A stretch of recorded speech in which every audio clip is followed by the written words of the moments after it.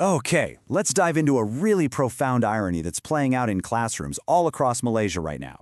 We have a system that's supposed to be building the nation's future, but it seems to be actively sidelining some of its most unique and, potentially brilliant minds. What we're really seeing here is a head-on collision between an old-school, industrial-age education system and the realities of the 21st century brain. And right at the heart of this whole mess is a single, really culturally loaded word. A word that kind of acts like a black hole for any real diagnosis. It's a word that takes a complex neurological difference and boils it down to one simple and frankly damning judgment: malas. And this just lays the contrast out so clearly. In one part of the world, the very same brain wiring that helps a CEO innovate and run a billion-dollar company is, celebrated as a superpower. But back in a Malaysian classroom, that exact same wiring gets a kid punished for not being able to sit still. They're seen as a discipline problem. It is literally the same brain, just two completely different worlds. All right, so let's really pull this myth apart. We're going to get into what's actually going on when a complex neurological condition gets squashed into this one simple dismissive label. Now, here's the thing you have to understand. Malas is not just a simple translation for lazy. No, it's so much heavier than that. It carries this deep cultural weight of being a moral failure, a real judgment on someone's character. So when a teacher calls a student malas, they're not just describing a behavior. They're actually shifting the blame away from the system's own failure to adapt and putting it right onto the child's shoulders as some kind of character flaw.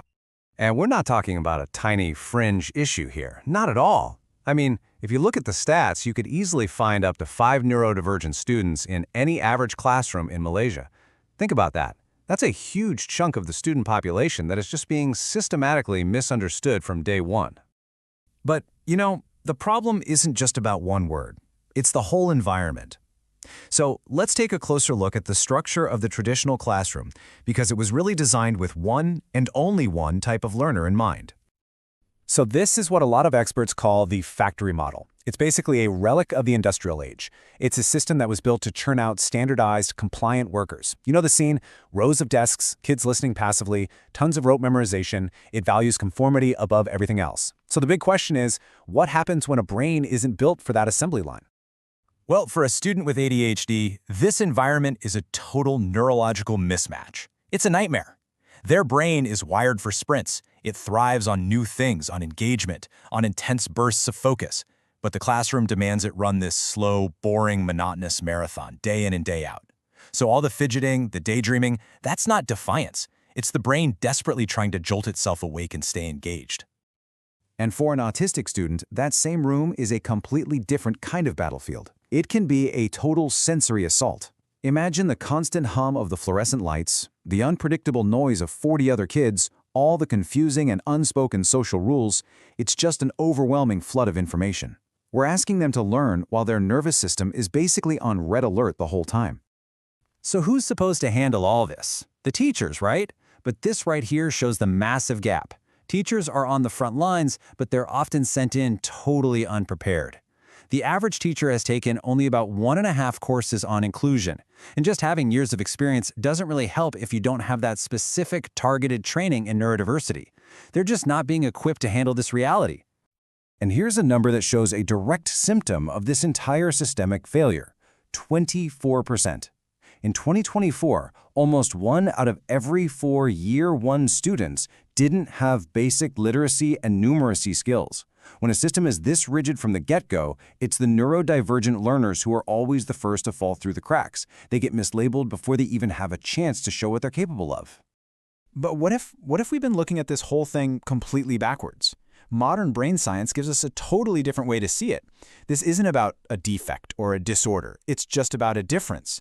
It's really time for a major paradigm shift. Just look at this.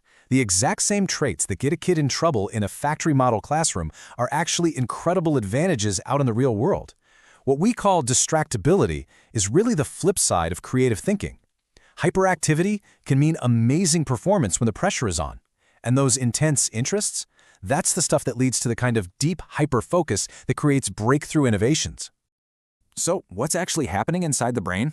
Well, it all starts with this idea of neurodiversity, which is just the simple fact that all our brains are wired differently, just like there's biodiversity in nature.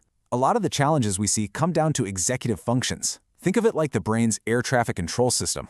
For a brain with ADHD, the problem is often with inhibition. It's like the controller can't filter out the unimportant planes. For an autistic brain, the challenge is often cognitive flexibility, the ability to switch gears when a flight plan suddenly changes. See, it's not a moral failure. It's just a difference in the wiring.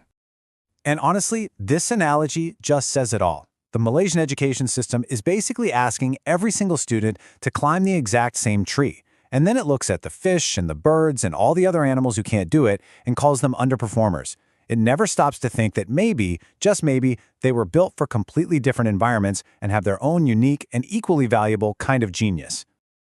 Now, this isn't just some philosophical debate or an issue for a few students and their families.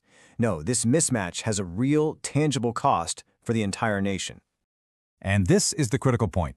By failing to nurture these different kinds of minds, Malaysia is basically creating a reverse brain drain. It's wasting its own most precious cognitive resources.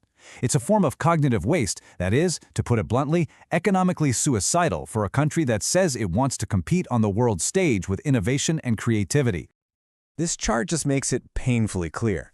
The modern economy, especially in tech and creative fields that Malaysia wants to lead, needs cognitive flexibility. It needs creativity. But what is the education system focused on? Conformity. And the support for neurodivergent minds, it's incredibly low. So you end up with this massive, growing gap between what the country needs and what its schools are actually producing. So, what do we do about it? Well, the good news is we don't have to start from scratch. Experts have already laid out a pretty clear blueprint for what could be a genuine cognitive revolution in our education system. Okay, first up, a teacher revolution. We need to train our educators to see and understand neurodiversity, not just disability. Second, bring in universal design for learning. That means creating flexible classrooms from the start, which, by the way, helps everybody. Third, we have to diversify how we assess kids. Move beyond just one big exam and let students show what they've mastered in lots of different ways. And finally, the big one, a cultural reframing. We have to retire the malice myth for good and start seeing these cognitive differences as the national assets they truly are. So in the end, this is really what it all boils down to. For decades, we've been asking kids with different brains to twist and turn and force themselves to fit into a rigid, outdated system. But maybe we've been asking the wrong question this whole time. Maybe the real test of intelligence isn't for the student, but for the system itself.